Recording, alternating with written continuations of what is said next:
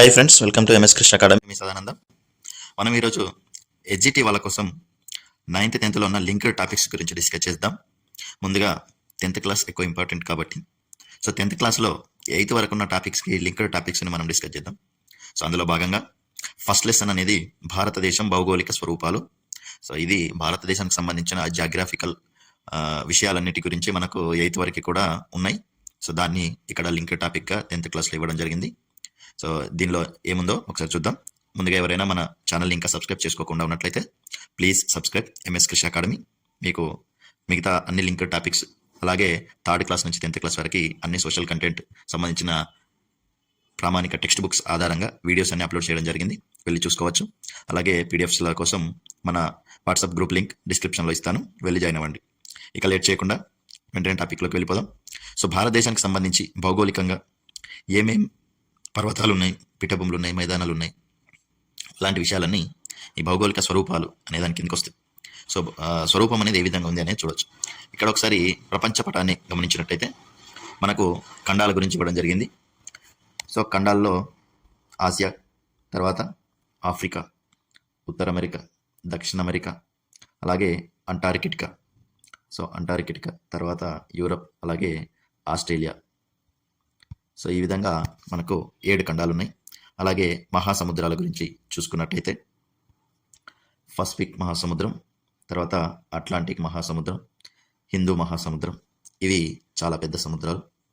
ఆ తర్వాత ఇక్కడ అంటార్కిటిక్ సముద్రం, అలాగే పై భాగంలో ఆర్కిటిక్ మహాసముద్రం ఉంటుంది, ఇది గడ్డకట్టి ఉంటుంది. సో ఇవి మహాసముద్రాలు 5 ఉన్నాయి. అలాగే ఖండాలు 7 ఉన్నాయి. కొత్తగా ఈ ఆస్ట్రేలియా భాగంలో, పక్క భాగంలో ఇక్కడ న్యూజిలాండ్ దగ్గర, సో ఈ న్యూజిలాండ్ ఏరియాలో మనకి కొత్తగా ఇంకో ఖండాన్ని కూడా కనిపెట్టినట్టు కరెంట్ అఫైర్స్లో వస్తున్నది. సో దాన్ని జీలాండియా అని అంటారు. సో న్యూజిలాండ్ దగ్గరలో ఉంది. అది నీటిలో ఎక్కువ భాగం నీటిలోనే మునిగి ఉంది అన్నట్టు. ఇక మిగతా విషయాలకు వస్తే మనం ఒకసారి ఇక్కడ భారతదేశాన్ని అక్షాంశాలు, రేఖాంశాలు ఒకసారి గమనించవచ్చు. దీంట్లో మీకు ఈజీగా అర్థం అవడం కోసం ఇక్కడ చెప్తున్నా. ఇది 60 degrees లైన్, ఒక రేఖాంశం. సో ఇక్కడ 60 నుంచి, అలాగే ఇది 70 degrees, ఇది 90 degrees, తర్వాత ఇది 100 degrees. సో ఇక్కడ మనం చూసుకున్నట్టయితే ఈ 100 degrees అనేది కాస్త దూరంగా వెళ్తుంది, ఓకేనా. అలాగే ఇక్కడ 60 degrees అనేది కూడా కాస్త దూరంగా వెళ్తుంది. సో మనకి ఇక్కడ మీకు ఈజీగా గుర్తుండడం కోసం 60 నుండి 100 లోపే ఉంటుంది అని ఒకటి ఐడియా ఉంచుకోండి, ఓకేనా. సో 60 నుండి 100 లోపే ఉంటుంది. ఇక్కడ 45 ఉంది. సో ఇక్కడ 45 లోపే ఉంటుంది, ఓకేనా. సో అలాగే నెక్స్ట్ ఇది భూమధ్య రేఖ, మనందరికీ తెలుసు. సో అది ఇది భూమధ్య రేఖ మధ్యలోది. సో ఇది 0 degree. సో ఇది 0 degree. సో మనకి ఇక్కడ స్టార్ట్ అయ్యే పాయింట్ 0 degree నుంచి 40 లోపే ఉంటుంది అని గుర్తుపెట్టుకోండి. 0 నుంచి 40, అలాగే ఇటు 60 నుంచి 100 రేఖాంశాలు అయితే 60 నుంచి 100 లోపు ఉంటుంది అని గుర్తుపెట్టుకోండి. ఇప్పుడు ఎగ్జాక్ట్గా చూసుకోవచ్చు. అంటే ఒకటి ఫస్ట్ ఆఫ్ ఆల్ మనకు నార్మల్ ఐడియా ఉంటే కొన్నిసార్లు ఈజీగా ఆప్షన్స్ చూసి గుర్తుపట్టవచ్చు. సో ఇప్పుడు ఎగ్జాక్ట్గా చూసుకున్నట్టయితే మనకు 68 నుంచి అలాగే 97 మధ్యలో ఉంటుంది. సో 68 degrees 7 minutes అన్నట్టు.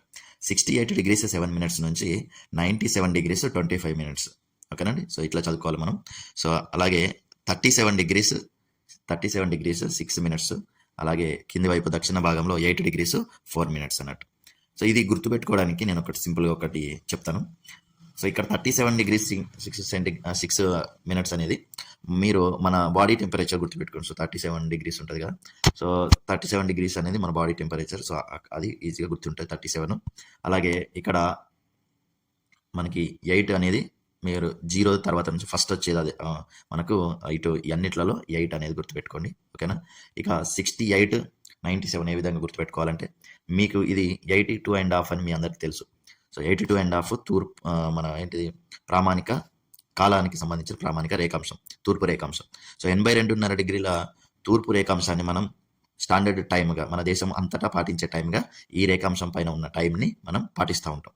సో ఈ 82.5 degrees ఎందుకు తీసుకున్నారంటే ఈ 82 degrees 30 నిమిషాలు. సో దాన్ని మనం 82.5 అని రాస్తాము. అంటే ఒక దాంట్లో 60 నిమిషాలు కదా! సో ఒక డిగ్రీలో 60 నిమిషాలు ఉంటాయి. కాబట్టి సగం అంటే 82.5 అంటే 35 నిమిషాలు అన్నట్టు. సో అట్లా రాసుకుంటాం. సో ఇది ఎందుకు తీసుకున్నామంటే ఇది ఎగ్జాక్ట్ మధ్యలో ఉంటుంది అన్నట్టు.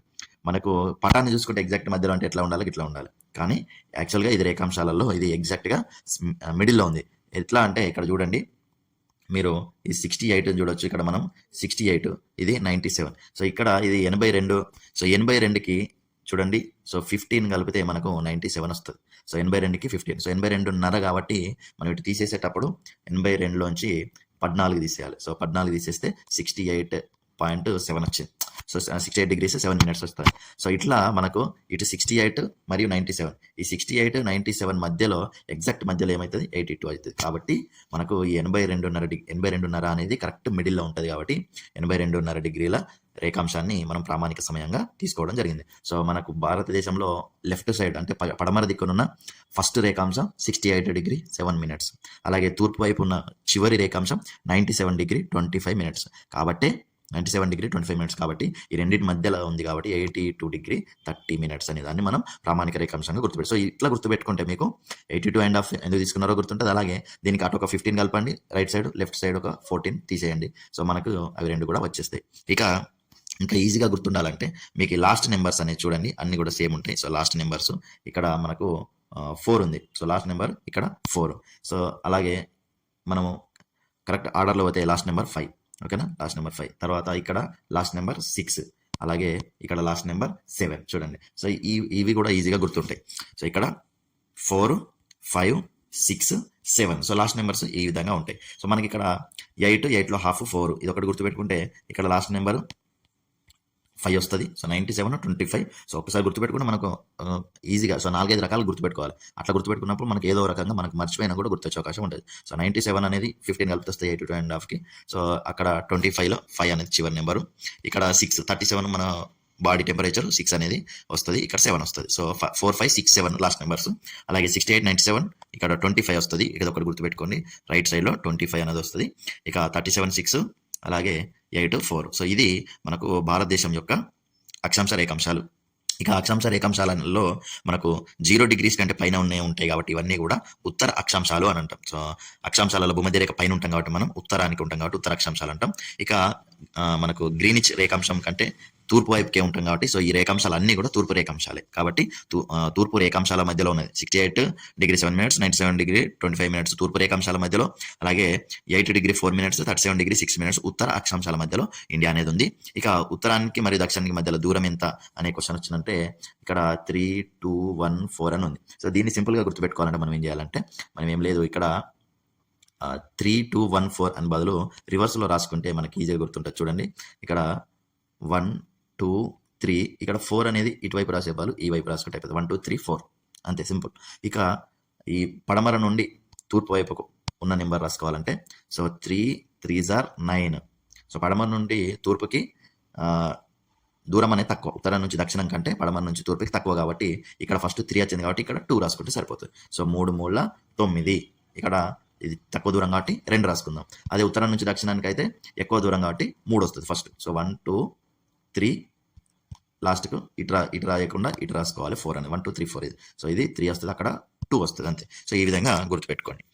ఇక భూగర్భ నేపథ్యం. సో భూగర్భం అనేది ఏ విధంగా ఏర్పడింది అంటే గోండ్వానా భూమిలో భాగంగా మన భారతదేశం అనేది ఒకప్పుడు ఉండేది. ప్రపంచం భూభాగం అంతా 2 భాగాలకు ఉండేది. ఒకటేమో అంగార భూమి, ఓకేనా, అంగార. అలాగే రెండవది గోండ్వానా భూమి. సో అంగార భూమిని లారేషియా అని కూడా అంటారు. సో ఇది మన భూమి మొత్తం ఒకప్పుడు 2 ఖండాలుగా ఉండేది. సో మన భారతదేశ ద్వీపకల్పం అనేది గోండ్వానాలో భాగంగా ఉండేది. సో గోండ్వానాలో భాగంగా ఉండేది. ఆ తర్వాత ముక్కలుగా విడిపోయి ఈశాన్యం దిశగా ప్రయాణిస్తూ యురేషియా ఫలకం సో అంగారా భూమితోటి ఢీకొట్టింది. సో గోండ్వానాలో ఉన్న భాగం విడిపోయి అంగారా భూమితోటి ఢీకొట్టింది. సో అప్పుడు ఇలా ఢీకొనడం వల్ల ఒత్తిడికిలోనే ముడత ప్రక్రియ వల్ల కొన్ని పర్వతాలు ఏర్పడినాయి, అవే హిమాలయాలు. ద్వీపకల్ప పీఠం. సో భూగర్భ నేపథ్యం అనేది ఏ విధంగా ఉంది, మన భూమి అనేది ఒకప్పుడు 2 ఖండాలుగా ఉండేది. సో ఆ 2, ఒకటి అంగారా, రెండవది గోండ్వానా. సో అంగారాని లారేసియా అని కూడా అనేవాళ్ళు. సో అది ఆసియా ఖండం యొక్క భాగంలో ఉండేది. సో అంగారా అలాగే గోండ్వానాలో మన భారతదేశం నిజానికి అయితే ఎందులో ఉండేదంటే గోండ్వానాలో భూమి. సో ఆ గోండ్వానాలో ఉన్న భూభాగం భారతదేశ ద్వీపకల్పం. సో ఈ ద్వీపకల్పం అనేది 20 కోట్ల సంవత్సరాల క్రితం గోండ్వానా భాగం నుంచి విడిపోయి భారతదేశ ద్వీపకల్పం అనేది ఈశాన్యం దిశగా ప్రయాణిస్తూ యురేషియా తోటి ఢీకొన్నాయి. సో లారేసియా యురేషియా అని అంటాను. సో అంగారా భూమితో ఢీకొట్టింది. సో ఈ అంగారా భూమితో ఢీకొట్టినప్పుడు అక్కడ ముడతపడే ప్రక్రియ వల్ల హిమాలయ పర్వతాలు అనేవి ఏర్పడటం జరిగింది. ఈ ద్వీపకల్ప పీఠభూమి ఏదైతే వచ్చిందో గోండ్వానా నుంచి విడిపోయి దాని యొక్క ఉత్తరం దిక్కున అంచులు పగిలిపోయింది.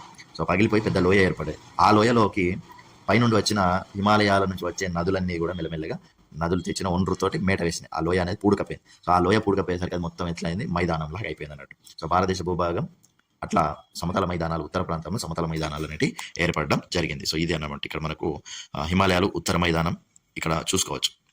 సో దీని అర్థం ఏంటిదంటే ఇక్కడ ఈ ప్లేస్ మొత్తం అంటే దీనికి కింది వైపు ఉన్న భూభాగం మొత్తం గోండ్వానా భాగం నుండి వచ్చింది. సో ఈ భాగం వచ్చి ఈ అంగార భూమితోటి ఢీకొట్టడం వల్ల ఇక్కడ ముడత ప్రక్రియ వల్ల హిమాలయ పర్వతాలు అనేవి ఏర్పడినాయి. సో ఇట్లా ఢీకొట్టేటప్పుడు ఈ ప్రాంతం అనేది ఈ అంగార భూమికి కిందికి చొచ్చుకుపోవడం వల్ల, గుద్దుకోవడం వల్ల సో ఇదంతా పగిలిపోయి దీని అంచులు పగిలిపోయి ఇక్కడ పెద్ద లోయ ఏర్పడింది. సో ఈ లోయ లోపలికి ఈ నదులు తీసుకొచ్చిన ఒండ్రు మట్టితోటి ఇదంతా నిండేసరికి ఇది మొత్తం సారవంతమైన సమతల మైదానాలు అనేవి ఏర్పడటం జరిగింది. ఇక భారతదేశాన్ని ముఖ్యంగా ఈ భౌగోళిక స్వరూపాలలో ఏ విధంగా విడగొట్టచ్చు అంటే ఒకటి ఫస్ట్ది హిమాలయాలు, ఓకేనా.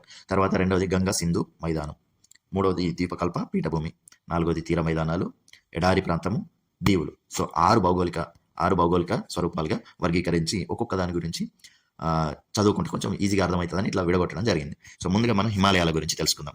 సో హిమాలయాలు అనేటి పడమర నుంచి తూర్పుకి. సో పడమర అంటే ఇక్కడ హిమాలయాలలో పడమర, ఓకేనా. సో మీకు మ్యాప్లో ఇక్కడ అర్థమవుతుంది. సో ఇక్కడ హిమాలయాల్లో పడమర అంటే ఇది అన్నట్టు. సో పడమర నుంచి తూర్పుకి సో ఇట్లా వ్యాపించి ఉన్నాయి అన్నట్టు. సో హిమాలయాలలో పడమర నుంచి తూర్పుకి ఎన్ని కిలోమీటర్లు అంటే 2400 కిలోమీటర్లు. సో 2400 కిలోమీటర్ల పొడవు ఉన్నాయి పడమర నుంచి తూర్పుకి. ఇక పశ్చిమ ప్రాంతంలో 500 కిలోమీటర్లు ఉంటే తూర్పు ప్రాంతాల్లో 200 కిలోమీటర్ల వెడల్పు ఉన్నాయి. సో వెడల్పు అంటే ఇక్కడ అర్థం ఏంటంటే ఇది అన్నట్టు. సో ఈ డిస్టెన్స్ అంటే 500 కిలోమీటర్లు, ఓకేనా. సో 500 కిలోమీటర్ల వెడల్పుతోటి అవి విస్తరించున్నాయి. సో ఈ గ్యాప్ అనేది 500 కిలోమీటర్. అదే ఇటు వచ్చేసరికి తగ్గిపోతుంది అన్నట్టు. సో ఇట్లా తగ్గుతూ ఇక్కడ 200 కిలోమీటర్లు తూర్పు ప్రాంతంలో 200 కిలోమీటర్ల వెడల్పు ఉన్నాయి. సో మొత్తం పడమర నుంచి తూర్పుకి ఇక్కడ మొత్తం యొక్క పొడవు ఎంత అంటే మాత్రం 2400 కిలోమీటర్లు. ఇది మొత్తం పొడవు. అదే ఇట్లా వెడల్పు తీసుకున్నట్టు పడమర ప్రాంతంలో 500, తూర్పు ప్రాంతంలో 200 అంటే అరుణాచల్ ప్రదేశ్ వైపు వెళ్ళే కొద్దీ తక్కువ ఉంటుంది అన్నట్టు వెడల్పు. ఇక హిమాలయాల్లో సమాంతరంగా ఉండే 3 పర్వత శ్రేణులు ఉన్నాయి. హిమాలయాల్లో మళ్ళీ వాటిని 3 భాగాలు చేసిళ్ళు. సో ఫస్ట్ అన్నిటికంటే ఎత్తుగా ఉండేది, అన్నిటికంటే పైన ఉత్తరానికి ఉండేదని ఉన్నత హిమాలయాలు లేదా హిమాద్రి అని పిలుస్తారు. సో ఉన్నత హిమాలయాలు లేదా హిమాద్రి ఇది అన్నిటికంటే ఎత్తైన పర్వత శ్రేణులు ఉంటాయి. ఇక్కడ 6100 మీటర్ల ఎత్తు ఉంటుంది సముద్ర మట్టం నుండి. ఇక హిమాద్రి అనేది మొత్తం పూర్తిగా మంచుతోటే కప్పుకొని ఉంటాయి. దీంట్లో హిమాని నదాలు అంటే బాగా మంచుతోటి గడ్డ కట్టిన నదులు అన్నట్టు హిమాని నదాలు అనేవి కనబడతాయి. మంచు పేరుకోవడం, నదులు కరిగినప్పుడు మెల్లిమెల్లిగా అక్కడ నుంచి నదులు అనేవి స్టార్ట్ అవుతాయి ఆ మంచు కరిగినప్పుడు.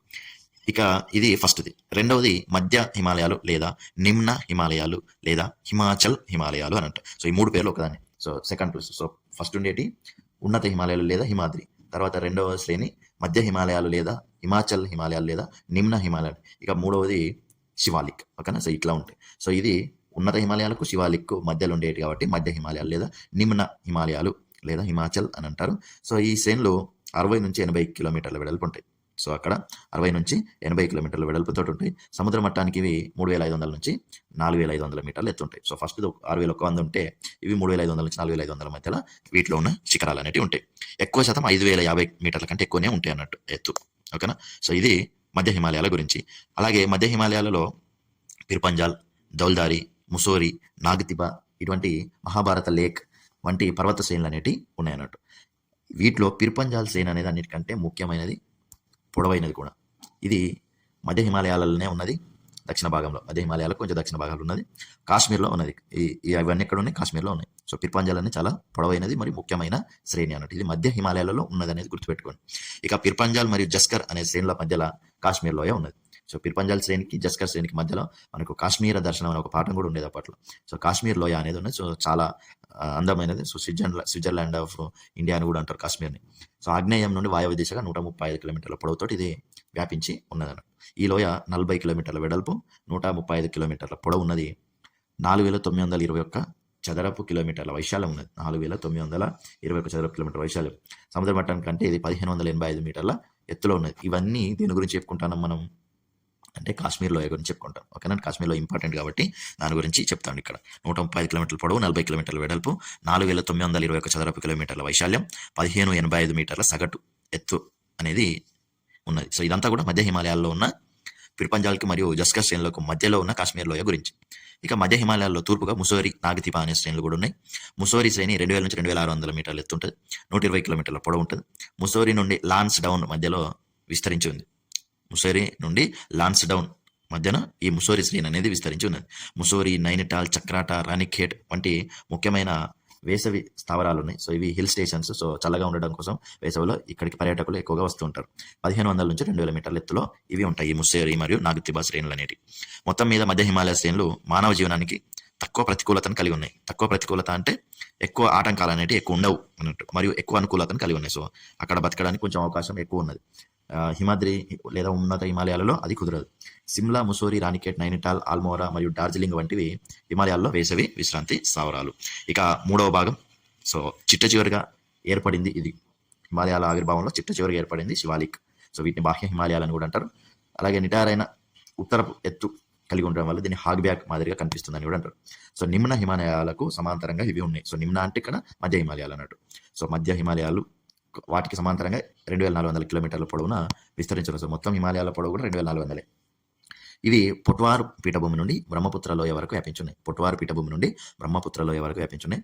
శివాలిక్ శ్రేణి వెడల్పు హిమాచల్ ప్రదేశ్లో 50 కిలోమీటర్లు ఉంటే అరుణాచల్ ప్రదేశ్లో 15 కంటే తక్కువనే ఉంటుంది. సో మన మామూలుగానే హిమాలయాల వెడల్పు అనేది కాశ్మీరు, హిమాచల్ ప్రదేశ్, ఉత్తరాఖండ్ అటు ఎక్కువ ఉంటుంది. అరుణాచల్ ప్రదేశ్, అస్సాం దగ్గర ఇక్కడ తక్కువ వెడల్పు ఉంటుంది అనేది మనం చూసినాం. సో పడమరలో ఎక్కువ వెడల్పు ఉంటుంది, తూర్పు వైపు తక్కువ వెడల్పు ఉంటుంది. అట్లనే శివాలిక్ కూడా 50 కిలోమీటర్లు ఉంటే పడమర వైపు, తూర్పు వైపు అరుణాచల్ ప్రదేశ్ వైపు 15 కిలోమీటర్ల కంటే తక్కువ కూడా ఉంటుంది. సో ఇవి అవిచ్ఛిన్నంగా క్రమంలో ఉన్న చిన్న చిన్న గుట్టలు 80 నుంచి 90 కిలోమీటర్ల ఖాళీని కలిగి తీస్తా నది లోయలో విస్తరించబడినాయి. ఇవి శివాలిక్ శ్రేణి ఎత్తు 600 నుండి 1500 మీటర్ల మధ్యలో ఉంటాయి. సో దీంట్లో ఉన్న ఆ గుట్టలన్నీ కూడా 600 నుంచి 1500 మీటర్లు ఉంటాయి. సో ఇవి తక్కువ ఎత్తు అన్నట్టు. సో హిమాద్రి అత్యున్నతమైనది, ఎక్కువ ఎత్తు ఉంటాయి. తర్వాత సో హిమాద్రిలో 6100 మీటర్లు ఎత్తు ఉంటాయి. తర్వాత మధ్య హిమాలయాలు లేదా హిమాచల్ లేదా నిమ్న హిమాలయాలు, దాంట్లో 3500 నుంచి 4500 మధ్యలో ఉంటాయి. అలాగే ఇక్కడ శివాలిక్ శ్రేణిలో 600 నుంచి 1500 మీటర్ల మధ్యలో ఉంటాయి. ఇంకా హిమాలయాల ఆవిర్భావంలో చివరిగా ఏర్పడినవి ఈ శివాలిక్ శ్రేణులే. సో ఇక్కడ అక్కడ పైనుండి వచ్చే నదిలో తీసుకొచ్చిన ఆ ప్రవాహాలలో కొన్ని ఇక్కడ లోయల్లో ఉన్న పల్ల ప్రాంతాల్లో పెద్ద పెద్ద సరస్సులుగా ఏర్పడినాయి.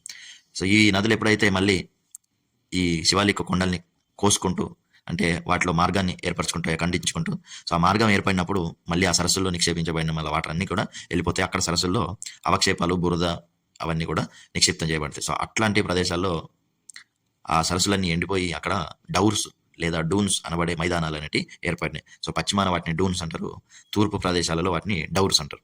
సో ఇవి 75 కిలోమీటర్ల పొడవు, 15 నుంచి 20 కిలోమీటర్ల వెడల్పుతోటి ఉత్తరాంచల్లో డెహ్రాడూన్ అనే ఒక మైదానం ఉన్నది. సో ఇలాగే ఏర్పడింది అన్నట్టు. సో డెహ్రాడూన్ అనేది ఉత్తరాఖండ్కి రాజధాని కూడా. సో అక్కడున్న ఊరు డెహ్రాడూన్. అలాగే డెహ్రాడూన్ అనేది అక్కడున్న మైదానం పేరు అన్నట్టు. సో ఈ విధంగా అంటే సరస్సులు మళ్ళీ పూడికతోటి మైదానాలుగా ఏర్పడతాయి అన్నట్టు. హిమాలయాలు హిమాలయ నదులు వాటి యొక్క మార్గాన్ని మార్చుకున్నప్పుడు. హిమాలయాలకు తూర్పు వైపున సరిహద్దుగా బ్రహ్మపుత్ర లోయ ఉన్నది. సో తూర్పు వైపు బ్రహ్మపుత్ర లోయ ఉన్నది. అరుణాచల్ ప్రదేశ్లో దిహాంగ్ లోయ తర్వాత హిమాలయాలు వంకర తీసుకొని, అంటే సో అప్పటి వరకు ఇట్లా ఉన్నాయి, తర్వాత ఇక్కడ వంకర తీసుకొని ఇట్లా మనకు ఈశాన్య రాష్ట్రాల గుండా వస్తూ ఉంటాయి. సో ఈశాన్య రాష్ట్రాలకు వ్యాపించినాయి. సో అక్కడ తూర్పు సరిహద్దుగా కూడా హిమాలయాలే ఉన్నాయి. భారతదేశానికి మనకు తూర్పు సరిహద్దు కూడా హిమాలయాలే ఉన్నాయి. సో ఇక్కడ ఈ తూర్పు వైపున ఉన్న వీటిని పూర్వాంచల్ పర్వతాలు అని అంటారు. సో ఇక్కడ క్వశ్చన్ ఏమని అడిగే అవకాశం ఉంటుంది అంటే, పూర్వాంచల్ పర్వతాలు అనేవి హిమాలయాలలో ఏ భాగానికి చెందినవి అని వస్తాయి. సో ఈ హిమాలయాల్లో ఏ భాగానికి చెందినవి అని అంటే మనం శివాలిక్ అని పెట్టాల్సి ఉంటుంది. ఓకేనా, హిమాద్రి, హిమాచల్, శివాలిక్. సో చివరిది శివాలిక్ కాబట్టి ఈ శివాలిక్ కొండల్ని మనం తూర్పు భాగంలో పూర్వాంచల్ పర్వతాలు అని కూడా అంటారు. సో ఈ పూర్వాంచల్ పర్వతాల్లో అంటే ఈ శివాలిక్ కొండల్లో ఉన్న కొండల పేర్లు అనేవి ఇక్కడ ఇవ్వడం జరిగింది. సో పాట్కాయ్ కొండలు, నాగా కొండలు నాగాలాండ్లో, మణిపూరి కొండలు మణిపూర్లో, ఖాసీ కొండలు మేఘాలయలో, మిజో కొండలు మిజోరాంలో. సో ఇవన్నిటిని వాటి యొక్క స్థానిక ప్రదేశాల్లో వివిధ పేర్లతో పిలుస్తూ ఉంటారు. ఈ పాట్కాయ్ కొండలు, నాగా కొండలు, మణిపూరి కొండలు, ఖాసీ కొండలు, మిజో కొండలు ఇవన్నిటిని మనం పూర్వాంచల్ పర్వతాలు అంటాం. ఈ పూర్వాంచల్ పర్వతాలు శివాలిక్లో ఉన్నాయి. ఓకేనా, శివాలిక్ పర్వత శ్రేణుల్లో భాగంగా ఉన్నాయి. సో ఇది మనకు హిమాలయాల గురించి. అలాగే హిమాలయాల వల్ల సో ఇక్కడ అట్లాస్ ఉపయోగించి వీటిని రాయమని అన్నాడు. హిమాలయాల వల్ల శీతోష్ణ స్థితి అనేక విధాలుగా ప్రభావితం అవుతుంది. సో భారతదేశం ఉత్తర సరిహద్దు మనకు రక్షణగా కూడా పనిచేస్తున్నాయి. అలాగే చలికాలంలో ఆసియా నుండి వచ్చే చల్లటి గాలులను కూడా ఇవి అడ్డుకుంటున్నాయి మన దేశంలోకి రాకుండా హిమాలయాలు అనేవి. వేసవిలో వర్షాలకు పశ్చిమ కనుమలు దాటిన తర్వాత ఋతుపవన తరహా శీతోష్ణ స్థితికి ఈ హిమాలయాలే కారణం. ఇవి లేకపోతే ఉత్తర ప్రాంతం మొత్తం పొడిగా ఉండేది. సో హిమాలయాలు అడ్డుకొని అక్కడ వర్షం పడతట్టు చేస్తుంది. హిమానీ నదాల నుంచి నీళ్ళు అందటంతో హిమాలయ నదులు సంవత్సరం పొడవునా కూడా నీళ్లుంటాయి. అవి తెచ్చే ఒండుమట్టితోటి మైదాన ప్రాంతాలు సారవంతంగా మారుతున్నాయి. సో చాలా లాభాలు అనేవి హిమాలయాల వలన ఉన్నాయి. పెట్టని గోడ వల్ల మన భారతదేశాన్ని రక్షిస్తున్నాయి హిమాలయాలు. ఓకేనా, రైట్. ఇక రెండవ భూసర్గిక ప్రాంతం ఏంటిది? గంగా సింధు మైదానం. సో ఇది గంగా సింధు బ్రహ్మపుత్ర వాటి ఉపనదులతోటి ఉత్తర ప్రాంతంలో పెద్ద విశాలమైన మైదానాలు అనేవి ఏర్పడినాయి. సో తక్కువ లోతున్న పల్లం మాదిరిగా మొదట్లో 2 కోట్ల సంవత్సరాల క్రితం ఉండే, తర్వాత ఒండ్రమట్టితో అవన్నీ క్రమేపీ పూడికతో వచ్చి నదులతోని పూడిక వచ్చి అదంతా మంచి మైదానాలుగా ఏర్పడినాయి. సో ఈ గంగా సింధు మైదానంలో దీన్ని 3 భాగాలు చేశారు. పశ్చిమ భాగం, మధ్య భాగం, తూర్పు భాగం.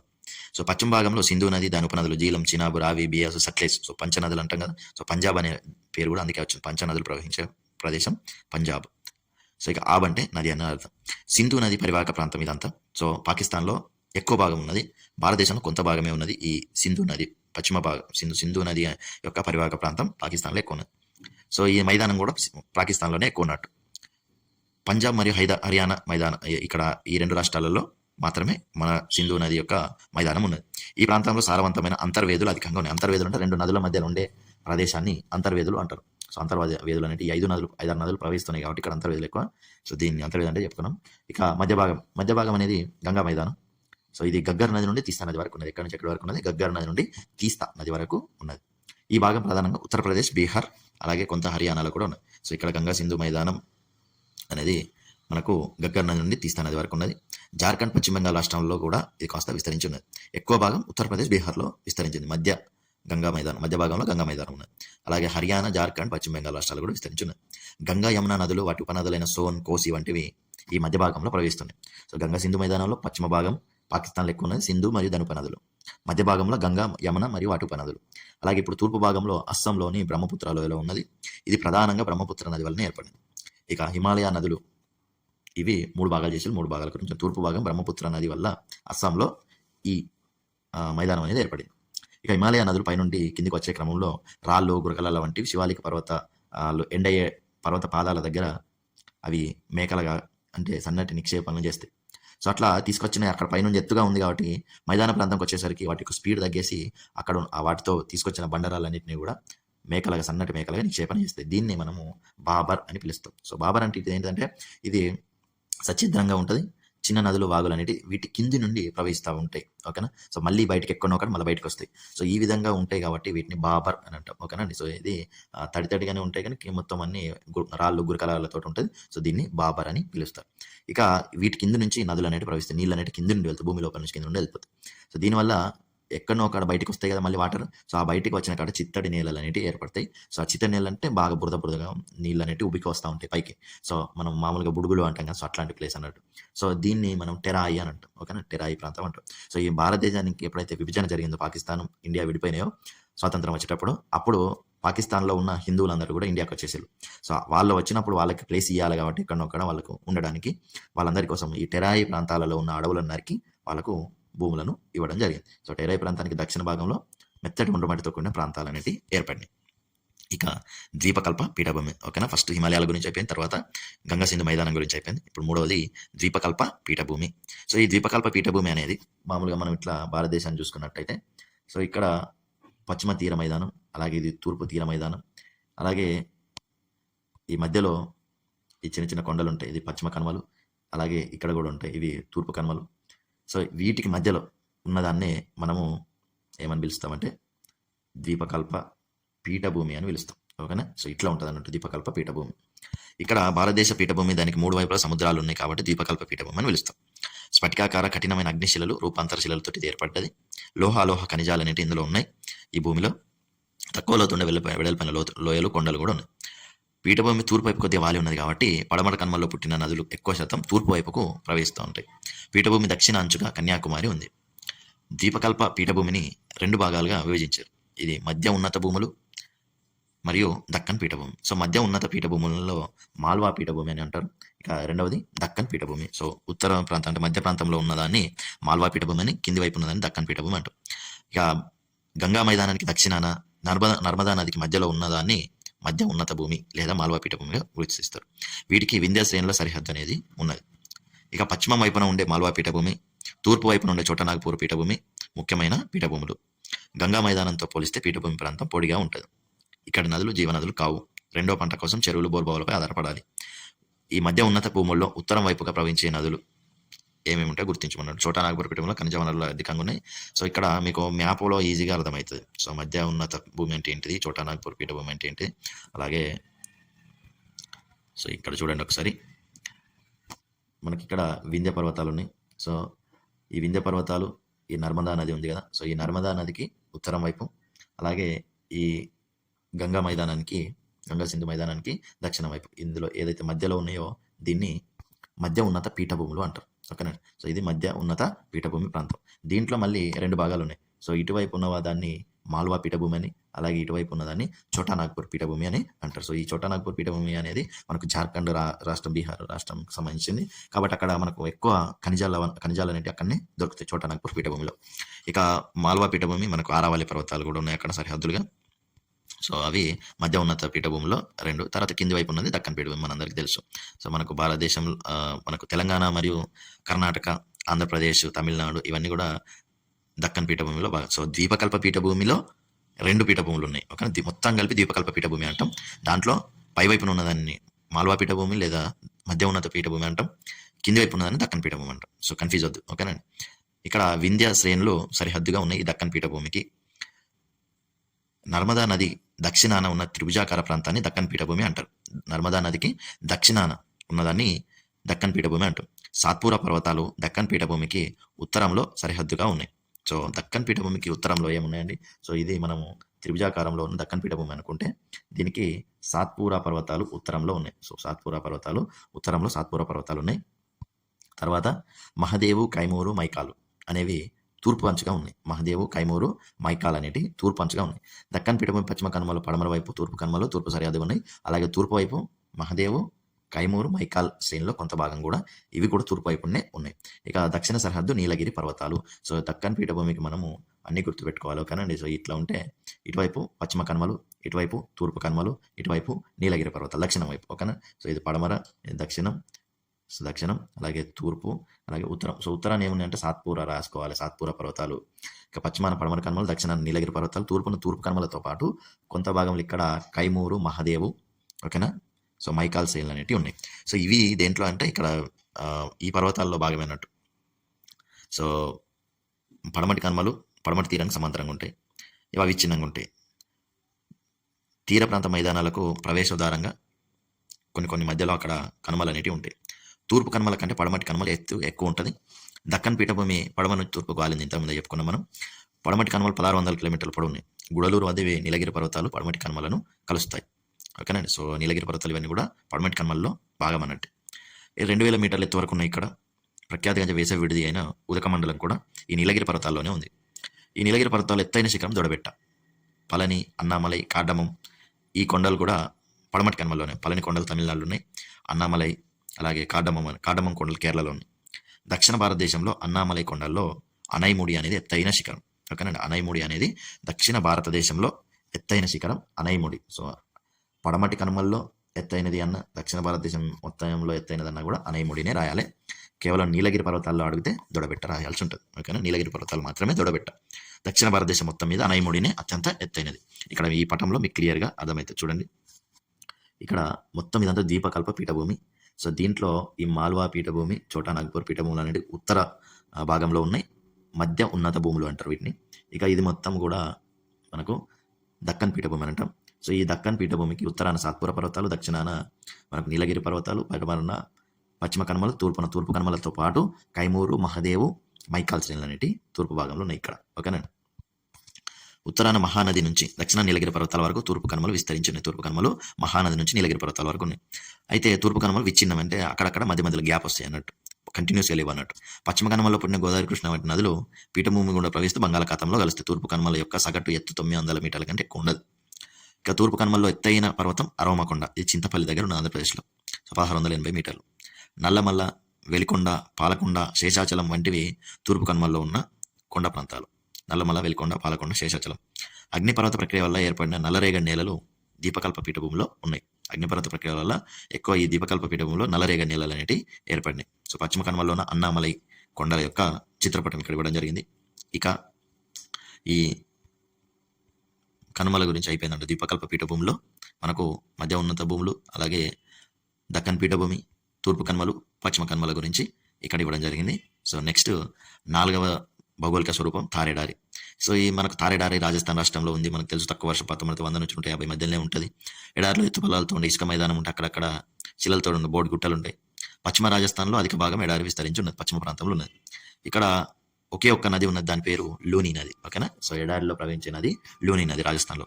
సో కాలువల్లో నీరు సముద్రాన్ని చేరకుండా సరస్సు లోపలికే ఇవి అక్కడికే అంతర్ధానం అయిపోతాయి. సో సముద్రం రాకపోవన్నట్టు. సో దీంట్లో ఈ ఎడారిలో దేశంలోనే అత్యంత పొడవైన 650 కిలోమీటర్ల పొడవైన ఇందిరాగాంధీ కాలువను నిర్మించారు. సో ఇది పంజాబ్ నుండి తారేడారి వరకు కూడా ఇది ఉన్నది. సో దీని ద్వారానే తారేడారిలోకి నీళ్ళు వస్తున్నాయి. దీని కారణంగా ఎడారిలో చాలా ప్రాంతంలో భూమి అనేది సాగులోకి వచ్చింది. ఇక తీర మైదానాలు తారేడారి గురించి ఇంకేం లేదు. అంతఃస్థలీయ ప్రవాహం అంటే సముద్ర మార్గాన్ని సముద్రంలోకి కలవకుండా మధ్యలోనే అంతర్ధానం అయిపోయే దాన్ని అంతఃస్థలీయ ప్రవాహం అని అంటారు. సో అది లూని నది అనేది మధ్యలోనే ఆగిపోతుంది. తారేడారిలో ఒక నివాస ప్రాంతం ఇక చిత్రపటం ఇచ్చిండు. ఇక తీర మైదానం గురించి చూసుకున్నట్టయితే ద్వీపకల్ప పీఠభూమి అనేది దక్షిణ భాగంలో ఉన్నది. సో పశ్చిమాన అరేబియా సముద్రం, తూర్పున బంగాళాఖాతం. సో దీని వెంట తీర మైదానాలు ఉన్నాయి. పడమటి తీర మైదానం, తూర్పున ఉన్న తూర్పు తీర మైదానం. సో తీరాలలో ఉన్న మైదాన ప్రాంతం అన్నట్టు. ఈ పడమటి కనుమలకు మరియు అరేబియా సముద్రానికి మధ్యలో ఉండేది పడమటి తీర మైదానం. తూర్పు కనుమలకు మరియు సముద్రానికి బంగాళాఖాతం సముద్రానికి మధ్యలో ఉండేది తూర్పు తీర మైదానం. ఇక పడమటిలో రాన్ ఆఫ్ కచ్ దగ్గర అంటే గుజరాత్లో ప్రారంభమై కన్యాకుమారి వరకు పడమటి తీర మైదానం ఉంటుంది. ఇక తూర్పు తీర మైదానం కంటే పడమటి తీర మైదానం అనేది వెడల్పు చాలా తక్కువ ఉంటుంది. సో వెడల్పు అనేది తక్కువ ఉంటుంది ఇది తీర మైదానం.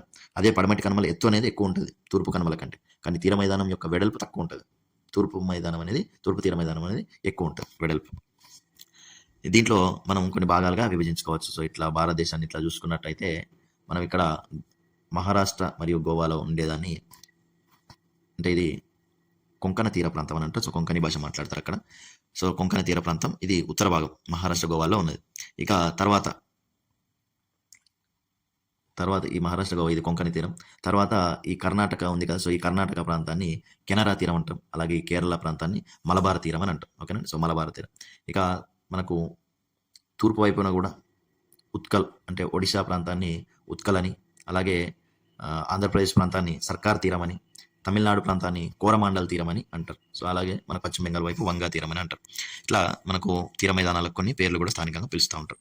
బంగాళాఖాతం తీర ప్రాంతం అనేది వెడల్పుగా ఉంటుంది. ఒడిశాలోని మహానది నుంచి తమిళనాడులోని కావేరీ డెల్టా వరకు తూర్పు తీర మైదానాలు విస్తరించి ఉన్నాయి. ఈ తీర మైదానాలు స్థానికంగా ఉత్కల్ తీరం, సర్కార్ తీరం, కోరమాండల్ తీరం అని పిలుస్తారు. గంగా సింధు మైదానాల్లో మాదిరి ఈ డెల్టా ప్రాంతాలు కూడా వ్యవసాయానికి బాగా అభివృద్ధి చెందినాయి. చేపల వనరులు కూడా ఇక్కడ కోస్తా ప్రాంతంలో ఉన్నాయి. ఒడిశాలో చిల్కా సరస్సు, ఆంధ్రప్రదేశ్లో కొల్లేరు, పులికాటు సరస్సులు తీర ప్రాంతంలో కొన్ని ముఖ్యమైన సరస్సులు ఇవి. ఇక దీవుల గురించి మాట్లాడుకున్నట్టయితే భారతదేశంలో 2 రకాల ద్వీప సమూహాలు ఉన్నాయి. ఒకటి బంగాళాఖాతంలో ఉన్న అండమాన్ నికోబార్ దీవులు, రెండోది అరేబియా సముద్రంలో ఉండే లక్షద్వీపులు. మయన్మార్ కొండలు అర్కోనియామా నుంచి మొదలుకొని అట్లనే బంగాళాఖాతంలో కూడా మునిగిన ఉన్న పర్వతాలు, కొన్ని చోట్ల సముద్రం పైకి వచ్చి ఆ శిఖర ప్రాంతాలు అనేవి బయటికి కనిపిస్తాయి. సో అవే మనకు అండమాన్ నికోబార్ దీవులు. ఈ దీవుల్లో నార్కొండం, బారెన్ అనేవి అగ్నిపర్వతాల వలన ఏర్పడిన దీవులు. అగ్నిపర్వతాలు పొంగి బయటకు వచ్చి ఆ దీవులు అనేవి మళ్ళీ చల్లారింతరం దీవులాగా ఏర్పడినాయి. భారతదేశానికి దక్షిణ పంచు నికోబార్ దీవులో ఉంది. సో దాన్ని మనం ఇందిరా పాయింట్ అని పిలుస్తారు. సో భారతదేశానికి ఇది చివరి పాయింట్. సో దీవుల దగ్గర తీసుకున్నట్టయితే భారతదేశానికి చివరి పాయింట్, అన్నిటికంటే చివరి పాయింట్ మనం మొత్తం భారతదేశాన్ని తీసుకున్నట్టయితే ఇందిరా పాయింట్. దీవులను కన్సిడర్ చేయకుండా ఓన్లీ భారతదేశ ప్రధాన భూభాగాన్ని తీసుకుంటే మనం కన్యాకుమారి అని చెప్పుకుంటాం. కానీ మొత్తం భూభాగాన్ని తీసుకున్నప్పుడు ఇందిరా పాయింట్ అనేది చివరి భాగం, దక్షిణ పంచు. 2004లో ఈ నికోబార్ దీవిలో సునామీ అనేది వచ్చింది. సునామీకి గురైంది ఈ నికోబార్ దీవి. లక్షద్వీప దీవులు అరేబియా సముద్రంలో ఉన్నాయి. ఇవి ప్రవాల భిత్తికల నుండి ఏర్పడినాయి. సో కోరల్ రీఫ్స్ నుండి ఏర్పడినాయి. కోరల్ రీఫ్స్ అంటే కొన్ని లక్షల సంవత్సరాలుగా అక్కడ ఉండే అవన్నీ కూడా నత్తలు అవన్నీ ఉంటాయి కదా. సో వాటి అవశేషాలు, వాటి యొక్క శరీరాల అవశేషాలతో తెల్లగా అన్ని కుప్పలుగా చచ్చిపోయిన అవన్నీ కూడా అక్కడ పడిపోయి సో గట్టి పడిపోయి ప్రవాల భిత్తికల లాగా అక్కడ ద్వీపాలుగా ఏర్పడినట్టు గుట్టలుగా ఏర్పడినాయి. ఇక వీటి యొక్క భౌగోళిక విస్తీర్ణం 32 చదరపు కిలోమీటర్లు గుర్తుపెట్టుకున్నాం. ఇవి లక్షద్వీపుల యొక్క భౌగోళిక విస్తీర్ణం. భారతీయులు నివసించే మన భూభాగంలో అనేక వైవిధ్యత ఉన్నాయి. సో ఉత్తర ప్రాంతంలో హిమాలయాల నుంచి తీసుకొచ్చే నదులు ఉంటాయి. పశ్చిమ కనుమలు, అలాగే అడవుల్లో పుట్టిన వర్షాధార నదులతోటి కొంత ప్రాంతం సాగు చేయబడుతుంది. అనేక ప్రాంతాలు నదీ లోయ మైదానాల్లో ఉండే మరికొన్ని కొండల్లో ఉన్నాయి. సో ఇట్లా మనకి హిమాలయాల్లో పుట్టినవి జీవనదులు, ఎందుకంటే సంవత్సరం అంతా వాటికి మంచు కరిగి వాటర్ వస్తూనే ఉంటాయి. ఇక ద్వీపకల్పాల్లో పుట్టిన నదులన్నీ కూడా వర్షాధార నదులు. అలాగే ప్రవాల బితికలు అంటే ఇవి జంతువుల యొక్క అవశేషాలు ఉంటాయి. సో నీటిలో ఉండే వాటి యొక్క అవశేషాలన్నిటితో ఏర్పడతాయి. ఇక డూన్లు అంటే ఇవి మైదానాలు. సో హిమాలయ నదులు ఏర్పరిచిన సరస్సులు ఎండిపోయి తర్వాత అక్కడ పూడిక ఏర్పడి డూన్లు లేదా ఇట్లా మైదానాలని పిలుస్తూ ఉంటారు. అంగారా భూమి అలాగే గోండ్వానా భూమిగా రెండింటిగా ఉండేది. సో మన భారతదేశ ద్వీపకల్పం అనేది గోండ్వానాలో భాగంగా ఉండి అంగారా భూమిని వచ్చి ఢీ కొట్టింది. అప్పుడు మనకు హిమాలయాలు అనేవి మృత పర్వతాలుగా ఏర్పడినాయి. తర్వాత అక్కడ ఒక లోయలాగా ఏర్పడితే అది మళ్ళీ పూడిక చేయబడి గంగా సింధు మైదానం అనేది కూడా ఏర్పడ్డాయి. ఇక శివాలిక్ అనేటి బాహ్య హిమాలయాలు మూడవది. ఇవి హిమాద్రి, హిమాచల్, శివాలిక్ అనేది మూడవది చివరిగా ఏర్పడినాయి. సో ఇవి దీంట్లో భాగమే పూర్వాంచల్. ఇది తూర్పు భాగంలో పూర్వాంచల్ అంటారు. మీజో కొండలు, కాశీ కొండలు, మిస్మి కొండలు ఇట్లా ఇవన్నీ కూడా పూర్వాంచల్లో భాగంగా ఉంటాయి. ఇక లారేసియా లేదా యురేసియా ఇదంతా కూడా అంగారా భూమిలో భాగమే. ఇక తీర మైదానాలు కూడా పశ్చిమ తీర మైదానాలు, తూర్పు తీర మైదానాల గురించి చెప్పుకున్నాం. సో ఇదండి మన యొక్క లింకర్ టాపిక్లో భాగంగా చెప్పుకున్న భారతదేశం యొక్క భౌగోళిక స్వరూపం. ఇక్కడ మనం చాలా గుర్తుపెట్టుకోవాల్సింది ఏంటంటే ద్వీపకల్ప పీఠభూమి యొక్క దక్కన్ పీఠభూమి యొక్క సరిహద్దులు అనేటి లాస్ట్ ఇయర్ క్వశ్చన్గా రావడం జరిగింది. సో ఇట్లాంటివి చూసుకోండి ఒకసారి. మీకు కనుక మళ్ళీ అర్థం కాకపోయింటే పాజ్ చేసుకొని రివైండ్ చేసుకొని కూడా మెల్లిగా చూసుకోవచ్చు. ఒకవేళ తొందరగా మీరు రివిజన్ చేసుకోవాలంటే మీ యొక్క యూట్యూబ్లో పైన ప్లేబ్యాక్ మీకు సెట్టింగ్స్ టచ్ చేస్తే ప్లేబ్యాక్ అనే ఆప్షన్ కనిపిస్తుంది. అక్కడికి వెళ్ళి మీరు స్పీడప్ చేసుకొని కూడా స్పీడ్ని 1.2, 1.5, 2.0 అట్లా స్పీడ్ అనేది పెంచుకొని కూడా మీరు త్వరగా కూడా రివిజన్ చేసుకోవచ్చు ఒకవేళ చదివి ఉన్న వాళ్ళు. సో ఇదండి మన క్లాస్. మీకు కనుక నచ్చినట్టయితే మీ ఫ్రెండ్స్ అందరికీ కూడా షేర్ చేయండి, అలాగే లైక్ చేయండి. తప్పకుండా మీ అభిప్రాయాన్ని కామెంట్ చేయండి. మీకు మరిన్ని మంచి వీడియోస్ చేయడానికి ఎప్పుడూ ముందుంటుంది ఎంఎస్ క్రిష్ అకాడమీ. అందరికీ నమస్కారం. జై హింద్.